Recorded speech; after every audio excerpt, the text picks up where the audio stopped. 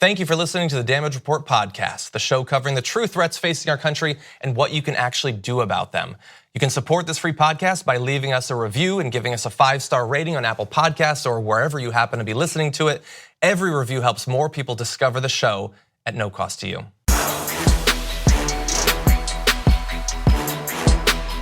Hey everybody, welcome back to the Damage Report. I'm John Iadarola, and today's gonna be fun because we are talking climate change. Both last night's climate town hall that Bernie Sanders hosted, also some facts on coal versus solar, which is actually economically feasible, which is actually profitable.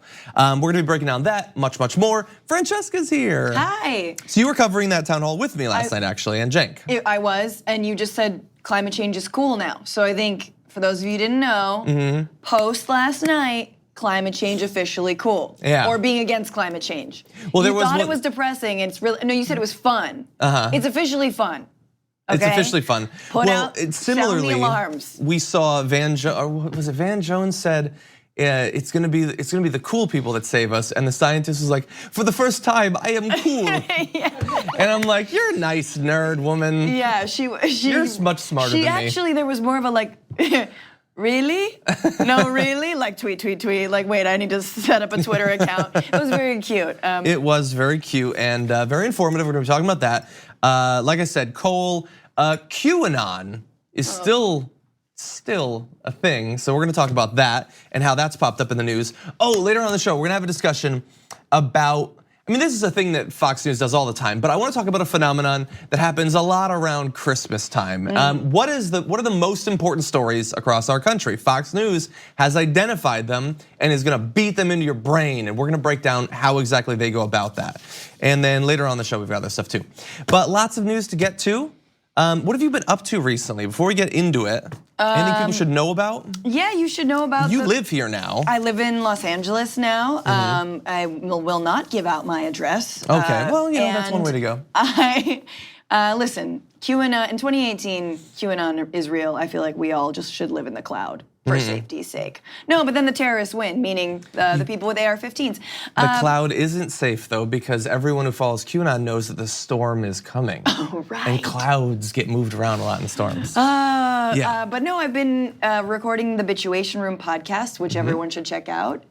John's gonna be on this week. I had Josh Fox on. It's just comedians and activists shooting the whatever I am. shine. Just talking about stuff. Shooting the shine. Yes, and so that's available on iTunes and all the other podcasts and places. Yes. Yes, so take a look at that. With that, why don't we jump into the news? Last night, Bernie Sanders held the latest in his series of town halls. Previously, we've had on income inequality, there was foreign relations, one that he did with CNN actually, and now climate change. And so what he did was he had a couple of experts on a panel. They had Van Jones and Shailene Woodley and Bill McKibben. Bill McKibben, who we interviewed on this show just a couple of weeks ago actually. And then they brought on some experts and activists to talk about different components of the current situation with climate change, how we fight back against climate change. I wanna focus in this video about one aspect of it, and that was Alexandria Ocasio-Cortez. She was one of the guests that came on. I think clearly the most exciting and invigorating in terms of what she's been accomplishing recently and what she's pushing for. If you didn't catch it, I wanna read a couple of the things that AOC said last night. She said, this is going to be the great society, the moonshot, the civil rights movement of our generation. That is the scale of the ambition that this movement is going to require.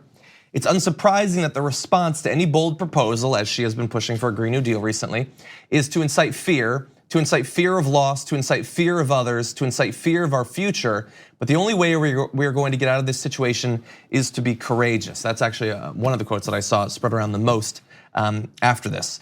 And so we're gonna get into a little bit more, but I like that she's framing it as not only this big problem that we need to deal with, that can turn people off. So she's also framing it as an opportunity we have to match the achievements of past generations and to make good on the promise of the technological and social and cultural advances that can get us past climate change. Yeah, I mean, I thought that was really the quote of the night because, and I made fun of climate change being cool or fun, but I think that quote was like, bad a word I don't know if I can say, but it was Probably like not. okay, but it was like it was fierce, and I think that Americans, we like to do two things. We like to sort of like bury our heads and buy things to fill the void in our soul and our sadness around climate change, but we also like to be heroes, and we love superheroes, and we love people kind of saving the day. And I felt like that was a call for Americans to save the day and to say, actually, this is where our struggle lies, and it's gonna be kick a word I don't know if I can say on the show. We can probably say that, probably but let's not. But yes, everything else that you said, I very much agree with. We need inspirational leaders. There's tons of scientists who know the science better than either us, better than Alexandria Ocasio-Cortez, are great on the science, produce the reports that we will talk about, but could not actually convince people of the need to address it in a timely fashion. They're not the superheroes necessarily. Yeah, and sometimes the scientists are good communicators, like Neil deGrasse Tyson, up until recently. But they can be. Bill Nye, who's not technically a scientist, but he does some science training and stuff like that. But anyway, I want to talk a little bit more about what she said about one of the things that I like to focus on when talking about climate change is the economic opportunity inherited, all the jobs that can be created by addressing it. The Green New Deal, that's one of the core components, is producing more jobs, more technological and economic innovation. And she said, we can use the transition to 100% renewable energy as the vehicle to truly deliver and establish economic, social, and racial justice in the United States of America. And the thing is, we had in this last midterm, we had a couple of ballot measures in, I think, Nevada and Arizona that Tom Steyer, the liberal billionaire, was pushing for to get to, I think it was 30% renewable energy, or maybe it was 50% renewable energy by 2030. I think the numbers were 30 and 50. And the energy companies fought back against that. Obviously, they spent a ton of money. It passed in one state, but not the other. And that seemed extreme.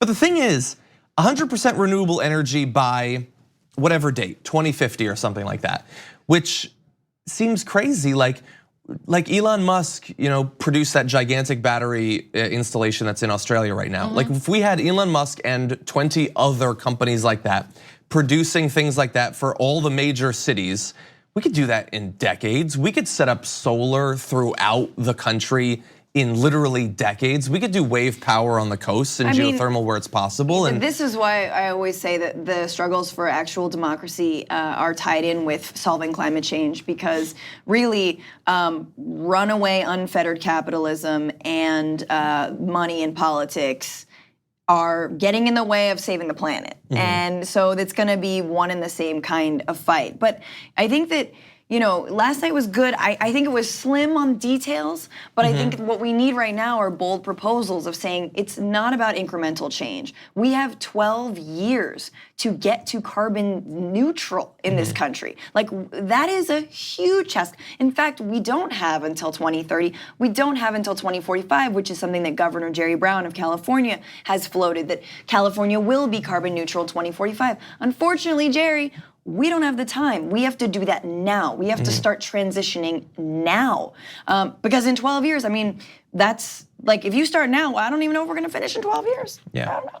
Yeah, and God only knows what other challenges we'll face along the way. Like, we can't afford to say, things will probably be great in 8 years. We can really hit it hard then. Sure. No, maybe we should use the time that we have now. A couple quotes from Bernie Sanders, who was of course running the Bernie Sanders Climate Town Hall. He said, "We're dealing with what the scientific community tells us is the great crisis facing our planet and facing humanity, and that is climate change. All of these reports make a very simple and profound point, and that is time is late, and as a planet, that means countries all over the world, not just the US and Russia, are going to have to stand up and take on the fossil fuel industry. This is a crisis situation, it is unprecedented, and we've got to act in an unprecedented way." I saw one write-up from a person that I'm not sure is actually a Sanders backer, but was making the point that at least right now it looks like maybe Bernie Sanders, when he runs again, because he probably will run again, might make the fight against climate change and this Green New Deal a sort of core component of a presidential run, which is certainly bold. I don't know for sure how the American people would take to it, but I think that if it's sold in the right way, a combination of both dealing with the extreme weather events and fires and stuff like that people are seeing on a daily basis, as well as a plan to create millions of jobs, there are worse ways to run for the presidency. Oh, absolutely. I think that, and that is, I do think that the tone of Sanders' campaign was always, and I think he's still trying to make it so, a sense of unity in the way that he is the anti-Trump, right? And Trump was all about disunity and all about white identity politics. And I think Sanders, if he makes climate change that a huge pillar in his platform, or the main one, that is an ability to unite so many different causes and struggles. Yeah. And I think Josh Fox said last night when we were talking to him about fracking, that fracking there needs to be two prongs here. It needs to be, okay, what are we building? Okay, like solar plants and fields and putting people to work, et cetera, but also, what are we stopping? And fracking needs to be one of those things that we're stopping. Yeah, I certainly agree. And I mean, we'll have to wait to see, what, if he does run, what he runs on. But I think that the messaging 1-2 punch of President Bernie Sanders and Vice Presidential running mate Alexandria Ocasio-Cortez, that is a very strong way to run on climate change. I mean, is that actually crazy? I don't think that's crazy. I don't think that's crazy at all. Anyway, we're gonna take a short break. When we come back, a little bit more on this. We need to talk about a relatively new show called the Republic, or UNFTR. As a Young Turks fan, you already know that the government, the media, and corporations are constantly peddling lies that serve the interests of the rich and powerful. But now there's a podcast dedicated to unraveling those lies, debunking the conventional wisdom. In each episode of the Republic, or UNFTR, the host delves into a different historical episode or topic that's generally misunderstood or purposely obfuscated by the so-called powers that be, featuring in-depth research, razor-sharp commentary, and just the right amount of vulgarity. The UNFTR podcast takes a sledgehammer to what you thought you knew about some of the nation's most sacred historical cows. But don't just take my word for it. The New York Times described UNFTR as consistently compelling and educational, aiming to challenge conventional wisdom and upend the historical narratives that were taught in school. For as the great philosopher Yoda once put it, you must unlearn what you have learned. And that's true whether you're in Jedi training or you're uprooting and exposing all the propaganda and disinformation you've been fed over the course of your lifetime. So search for UNFTR in your podcast app today and get ready to get informed, angered, and entertained all at the same time.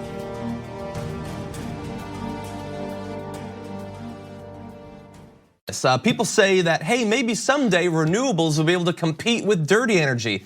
But have we already reached that date? And on the same day that Bernie Sanders is doing his climate town hall, Donald Trump's economic advisor announces a big change to how they approach renewable energy. Wait until you hear what this is.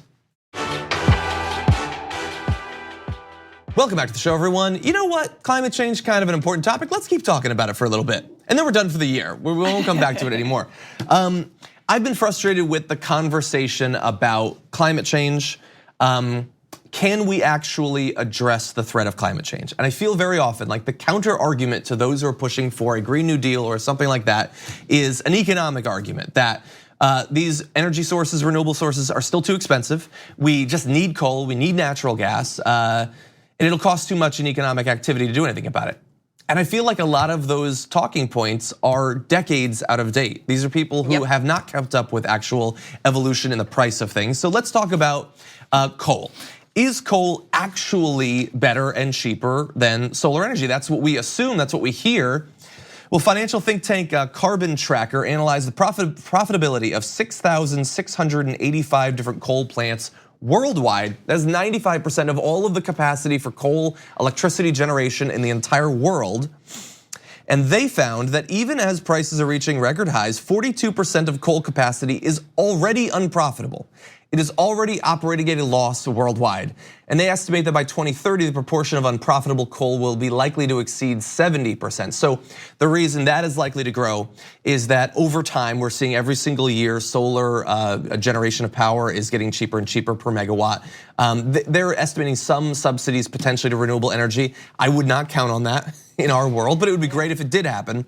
So you already right now, even if none of that happens, no technological innovation, no subsidies from governments worldwide for renewable energy generation, 42% of coal is already operating at a loss. It is already a waste of money with every megawatt that it produces. I feel like you just have to look at, the C word country, which is China, that we can never talk about, right? But China is a country that truly does not care about emissions. Truly. It is the worst of a state-run government and the worst of a capitalist government all wrapped into one. And they are moving toward electric power and solar power. Because why? They like a deal. It's a good, I say that as a half Chinese woman. I understand China. You have half immunity. I have half immunity from this semi-problematic statement that China's gonna go to wherever it's economically the most viable, and they themselves are moving, of course, away from dirty coal or clean, beautiful coal. And it makes absolute sense. Also, I think one thing that, and of course, whenever you're arguing with someone who is like a free market diehard, it's very difficult to bring this into the mix. But you don't have an economy in a vacuum. And climate change is a perfect example of that. You cannot make all of the Koch brothers, where do you think they made their money? Well, by dumping like some insane amount of toxic waste into rivers and streams, et cetera. Well, they've paid off certain settlements from that, but other settlements they've evaded. So the money comes from somewhere, and the money we're seeing now in the ways that we're experiencing horrible effects of climate change, in the polluted rivers, in polluted streams, in polluted lakes, like that has a cost. It's just that Mother Nature hands us the bill via earthquakes. And via hurricanes and earthquakes in terms of fracking. Yeah, that's true. It sounds crazy, but you're actually right. Right, but Mother Nature has a different way of making us pay, and like actually we should monetize it. And I mean, and this is the whole thing with, carbon trading and essentially what has been floated in countries like Brazil, right? Although now they've taken a right weird shift, which is, hey, pay us not to cut down these trees. And honestly, I think that's great. Yeah, you should get money for saving those trees. And I think we need to be able to kind of think about, nature in terms of like putting a monetary value on it. Yeah, so what you're talking about there is what I call like shadow subsidies. It's the subsidies that our government and we pay every day that we don't even know about. And we're focusing today on climate change, but of course pollution is also incredibly important, whether it's water being contaminated by coal ash being dumped into lakes in Detroit and things like that, or if it's just air pollution that causes respiratory disease that kills hundreds of thousands of people every single year. Those are all costs that we pay. We don't know that we're paying it when we fill up our car, but we are actually paying it. But because we can't quantify it, it's like you sort of lose the economic argument is still super in a vacuum. We should be taking those things into account when we talk about the effects that the fossil fuel industry has had and the effects of climate change and pollution. Yeah. The thing is, there's like I don't know if you've done any like intro philosophy courses in college or whatever, but they love to do these like philosophical games. Like if you had a button and you could press the button and get $1 million, but one random person in the world dies, would you press the button? You won't know who it is, you'll never find out, would you press the button? And that's like a hypothetical, but there's like CEO of ExxonMobil is like, boardrooms across the world are just like, where's more buttons? Bring in more buttons. And you'll never know. How many more people can I kill? Exactly, you'll never be able to trace one barrel of oil to one death from respiratory illness, but that is happening every single day. As I'm talking right now, it is happening. And the thing is, like, I'm glad that Carbon Tracker did this analysis. We need to know that. So the next time you hear that coal is, it's just too good of a deal. We can't afford to generate electricity from the sun. Understand that that is already ridiculous, and every single year it will get more and more ridiculous. And coal country knows that, and it's really disingenuous to pretend. And it's actually like, using as Trump always does, right? Using coal miners, using veterans, using any group as essentially props for some non-existent, nostalgic, whatever American patriotism is, and supposedly that's coal. We have to love coal if we're patriotic, and even coal country and coal miners know those jobs aren't coming back. You have to give them alternatives. So what are his alternatives? He doesn't have any. No, well, he has something. So why don't we jump ahead to this? Yeah, really fast, you mentioned like this tradition of coal, like, and Trump will say, hey, the coal jobs, I'm gonna dig coal, because that's how you dig coal.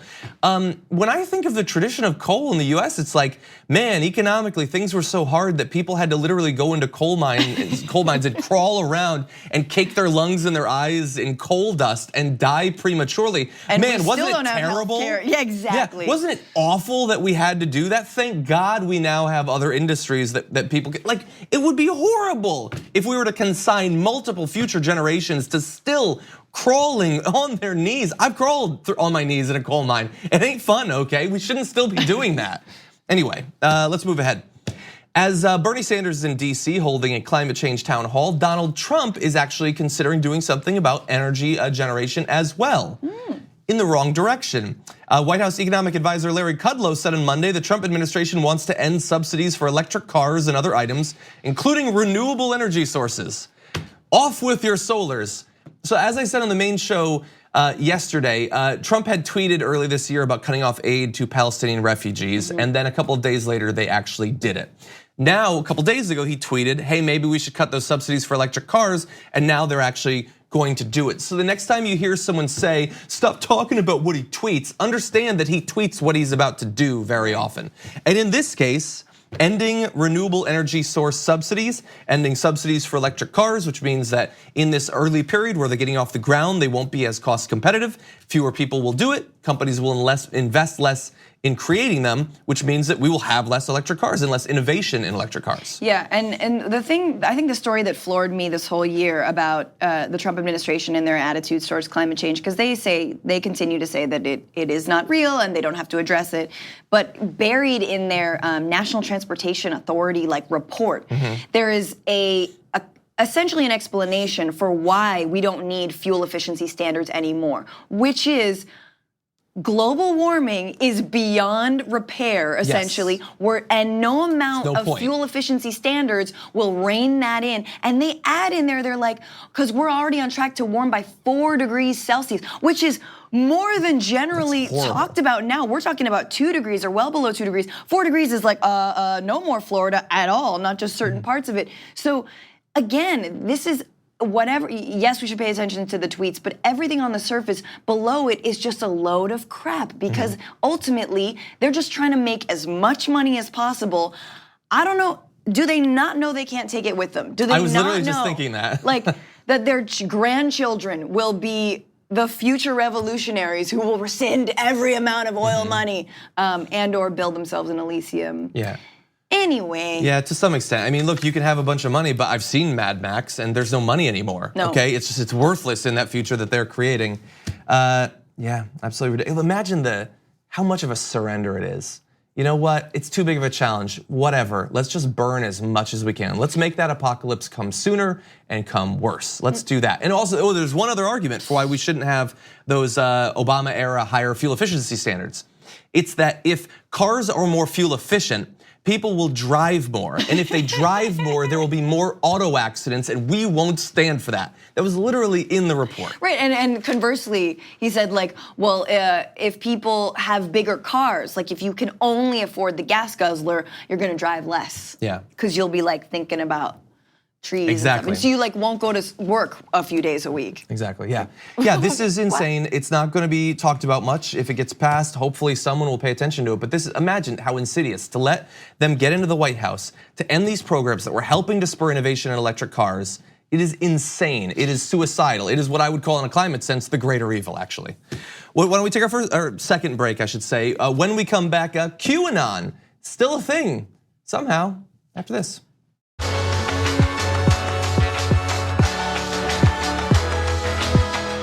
Welcome back, everybody. Lots to get to. Let's jump back into it.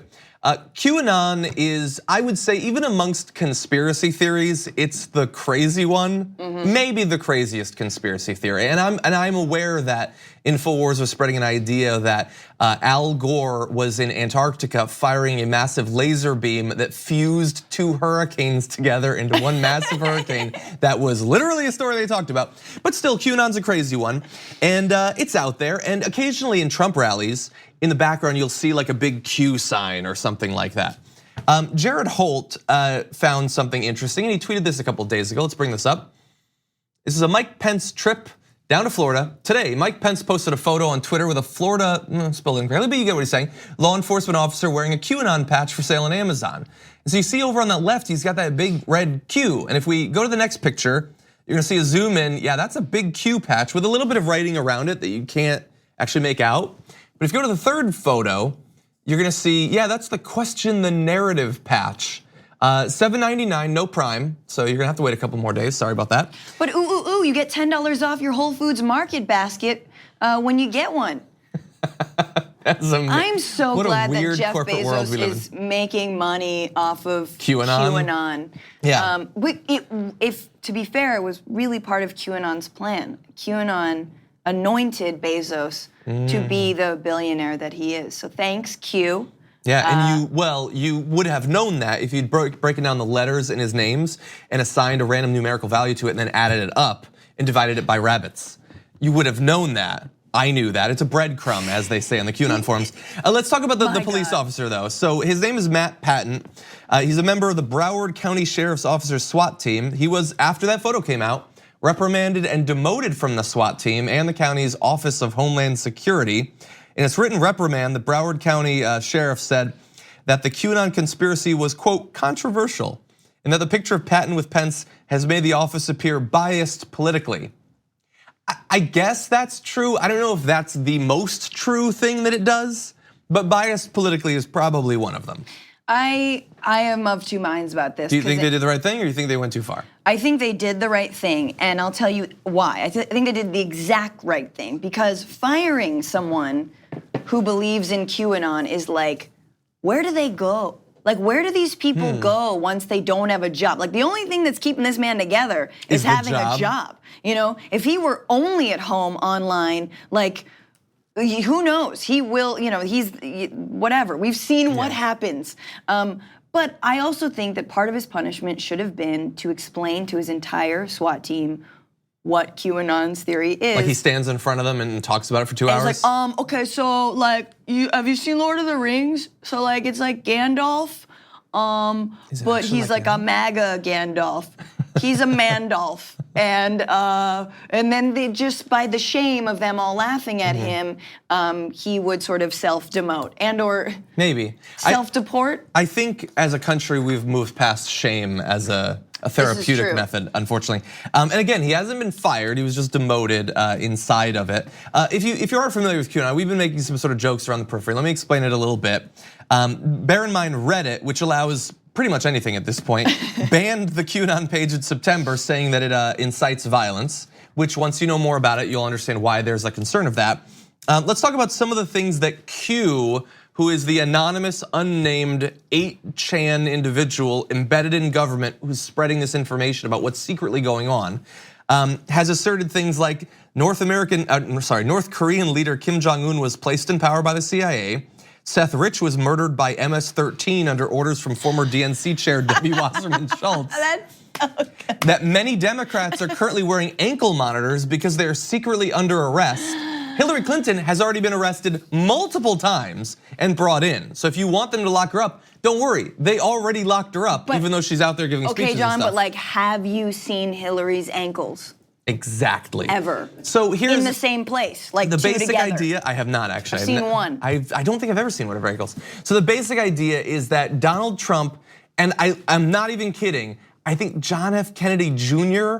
and Robert Mueller are all working together. Yes, Trump and Mueller working together to take down an international ring of pedophiles that I think has existed since the founding of America. They're in control of everything going on. Every political development you're seeing is their plan. There's something about the storm, because Trump once said the term the storm, so now everything's about the storm. And people really believe this. And the thing is, Sergeant Patton, he's an American, you can believe whatever you want, whatever crazy BS, cockamamie thing you want. But he does have a job with a gun. And if he believes, like they honestly believe that there's going to be this thing where Trump is going to mass lock up all of the deep state.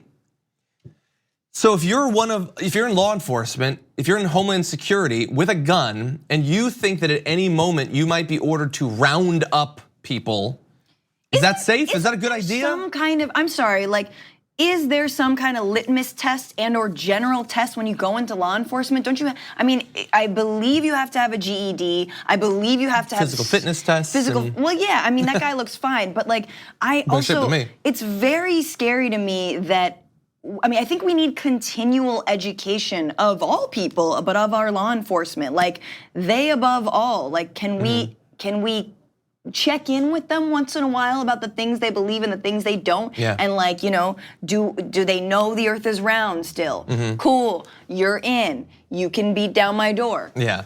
Yeah, I don't know. I think one of the positives, if this patch does actually become popular, is we all have different levels of belief in different things. All of us have a different threshold for how much evidence we require to believe a thing.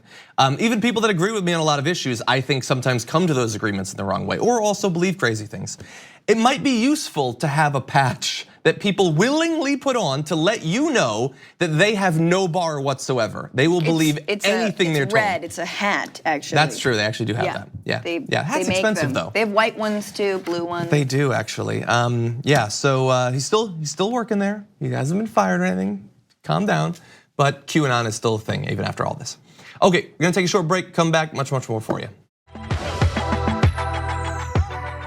The holidays are upon us, but it's not just a time of like celebration and family, it's also a time of new threats to you and your family. Threats you may not know about unless you watch Fox News, because they're keyed in to what's really important, what's really going on in this country. Let's bring up a screenshot from a couple days ago, an episode of Tucker Carlson's show. Are any holiday traditions safe from attack, with a big thing of Rudolph the red-nosed reindeer? Now, what are they talking about there? I'm confused. Obviously, Tucker Carlson is confused based on the look on his face. What they're talking about there is that some people had an issue, or at least were joking about having an issue with the traditional Rudolph cartoon, because like the father is really rough on him, and like they were joking about it on Twitter. That's literally what was going on. There was a hashtag about Rudolph, and they were talking about it. And so, it's a joke. Huffington Post put together, like it's what they do, they aggregate things or whatever. They put together some of the tweets in a video and posted it on Huffington Post. And so then you're seeing some of the video there. It may not be so jolly after all. And if you listen to it, maybe you haven't seen it in a while, it is a little bit weird.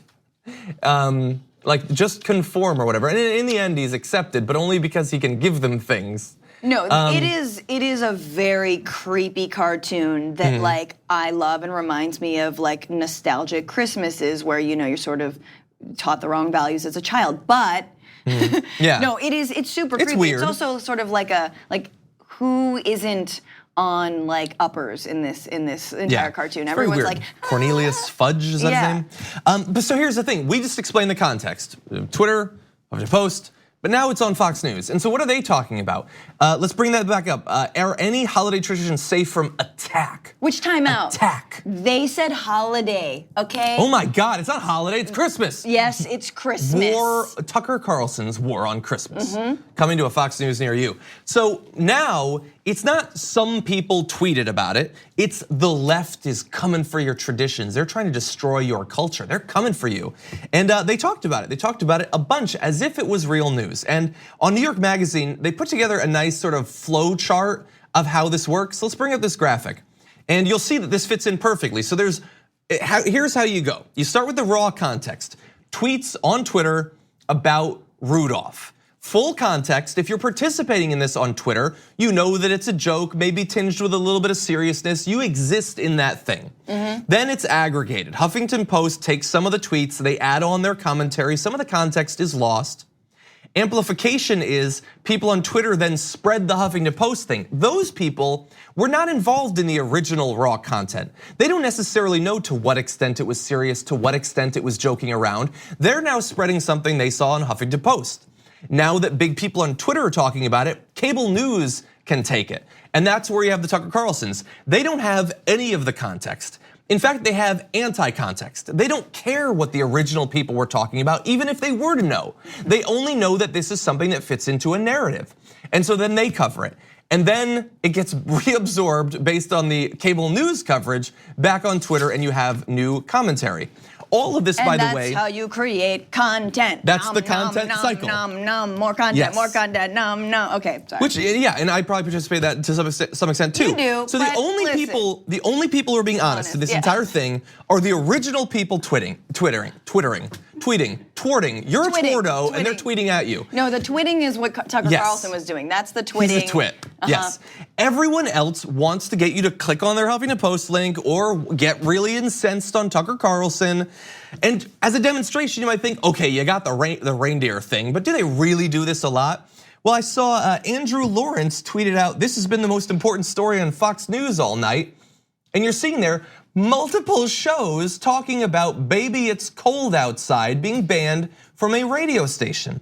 So look, if we were to go back to the cycle, the raw content is that one radio station apparently banned this because a lot of people complained. That's actually what happened.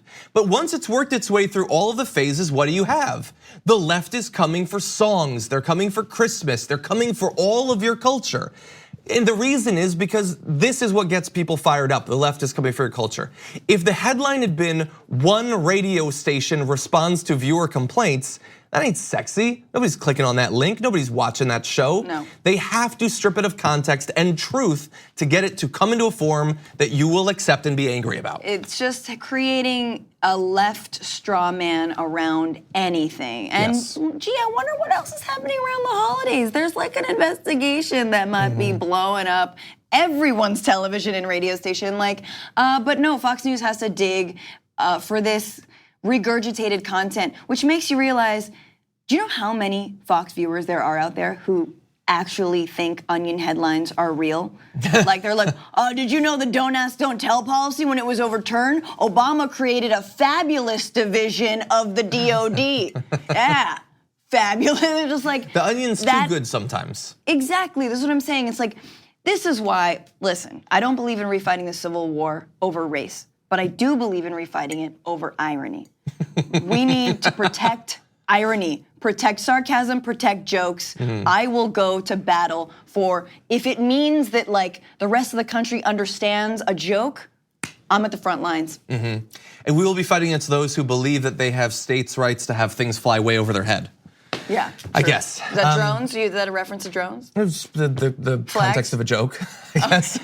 And that went over your head. It did. There, we're fighting now. We're in a civil war. We are fighting. Anyway, so just if you do actually watch Fox News, just be on the lookout for that. And you'll see, I don't know if you saw in that first shot, Tucker Carlson, who this is what his career is. It's white genocide and South African farmers and pretending that the left is coming for everything when he's just got individuals or someone who tweeted. You also had Dave Rubin in that shot. Yeah, so these are people who this is what their career is. They're fundamentally disingenuous people. They're not intellectually honest. They're lying sort of to us, but honestly, they're not even trying to appeal to us. So they make their money by lying to the people that trust them most. That is their business model. It's one of the most horrendous things imaginable, but that is how they get rich. John, you should plant a story and just see if it works to get you onto Fox. Okay, well, so we're gonna take a break in a second. Okay. We're going to come up with something libs are coming for, and we're gonna tweet about it. Everybody's gonna tweet about it, and we're gonna see if we can get the Huffington Post to aggregate it, and if we can get Tucker Carlson to do this about it. And But then see. you got to go on see. his show. No, I'm not gonna go to the show. We'll see. Nah, he doesn't watch this. Anyway, we are gonna take a break though. When we come back, we've got that. We've also got news from around the world after this. Welcome back to What Remains of the Damage Report. So we figured it out, how we're gonna get under the skin of Tucker Carlson. Take it away. To have a floated decoy story, we got to touch something that's very precious to them, the missionary position. Precious to all of Fox viewers, I'm sure, and also colonial. Missionary is a reference to the colonization of the Americas Going all over. via enforced Christianity and Catholicism and slavery. So we can't call it the missionary position It's anymore. offensive. In fact, we actually should just call it the white man's burden. I can attest to that. It's not the missionary position, it's the white man's burden. If you engage in the missionary position, just know it's the white man's burden position. Hashtag white man's burden position. Thank you. If you guys would tweet hashtag white man's burden and explain why you will no longer call it I think the missionary position is better. White man's burden was gonna be like, oh, this is just a neo-Nazi thing, but Yes, no, not just that. So you have to explain add in the position. tweet why the missionary position can no longer be allowed, too Christian, too colonial, and we'll see if we can get Tucker Carlson's head to explode. white man's burden position. We're taking away your position. Yes, and then tweet me a screenshot of your tweet. Okay, with that said, we're gonna jump into our last segment. We obviously dwell in a bubble here of US domestic news, but lots going on around the world, so we like to occasionally step out of our bubble in a segment we call Meanwhile In.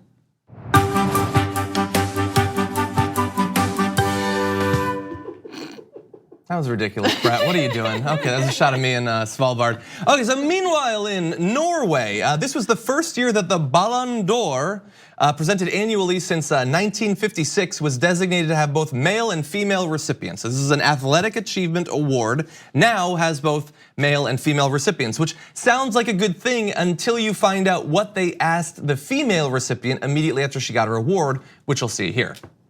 Est-ce que tu sais twerker? Non. Okay, so you probably don't speak that language, which presumably is Norwegian. But the idea there is that she had just won the award, and so they asked, would you twerk for us? Or do you know how to twerk? Do you know how to twerk? They wanted her to twerk, basically. Which, she had if just you didn't- received a historic award Yes. as a young female soccer player, and they wanted her to perform a dance for Twerke? her. They literally saying dance for us. Twerke. That's now I know how to say. Now If you I go know there. some French. Twerke. And now you should feel like if you go there, tell the men to do it, because that's what they do. That is so offensive. The Ballon d'Oro, I'm like in Spanish because that's where I remember it from. But like it's like Messi, Ronaldo, Messi, Ronaldo, Messi, Ronaldo, and now the first woman. It's a huge accomplishment. And in front of everybody, like the journalist is going to ask her, like, "Will you twerk for us?" Yeah, what a stupid Are you thing to say. kidding me? And meanwhile, I don't know if you caught that second shot. All the dudes who are like watching, all the other soccer players. I feel like they're waiting for her to just totally rip into him. They're like, or maybe they're waiting to watch her twerk, but they're like, what? Yeah, they're One guy in the bated back's like, breath. qu'est-ce que c'est twerker? Yes. Now, thankfully, she did not do it and didn't have to because she doesn't have to. She is an award-winning soccer player. She can do whatever she wants. This is also a woman And who's boycotting the upcoming Women's World Cup, I believe. because of she was talking about the lack of respect for women's football and all that. Yes, she has spoken out against a lack of respect in women's football, and she, I believe, is boycotting the upcoming games. I can't attest to that, but that sounds right.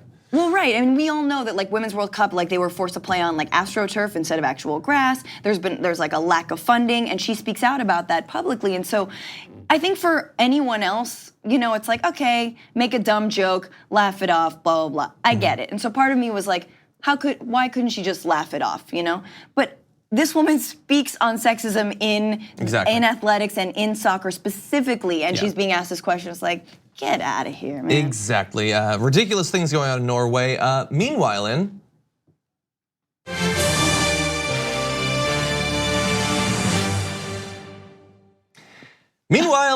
Nigeria, their president had to do an interview to reassure people that he is not a clone, actually. This is Muhammadu Buhari, who's running for re-election in February. Spent 5 months in Britain last year being treated for an undisclosed illness. One theory widely aired on social media and by some political opponents was that he had been replaced by a lookalike from Sudan called Jubril.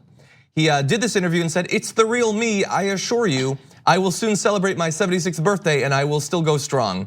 Buhari told Nigerians in a town hall session in Poland. It's not a clone, it's not a pod person, it's your president. Look, social media, people say crazy things on social media, but his political opponents were spreading this. This just warms my heart, Of course his political opponents were spreading it. That's good for them. It just warms my heart to know that the US is not the only country that has a bunch of crazies who believe conspiracy theories. Yeah. Nigeria does too. Hey, we've got something in common. We're not number one. Exactly. And this is next level crazy. I mean, look, we had people saying on the eve of the 2016 election that Hillary Clinton is gonna die of Parkinson's any day. Like she's literally gonna die.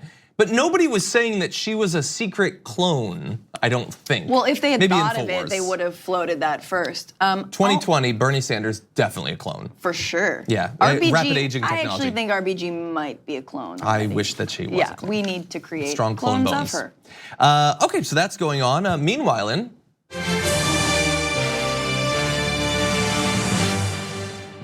in France, the Yellow Vest protests have moved into their third week. Absolutely vicious rioting and counterforce from the police that's left at least 4 people dead at this point.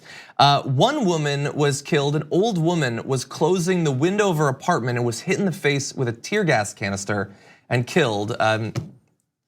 Just brutal. 80-year-old woman was just trying to close the shutters, probably to ward off the sound or maybe some of the tear gas in the area, and ended up being hit in the face and killed.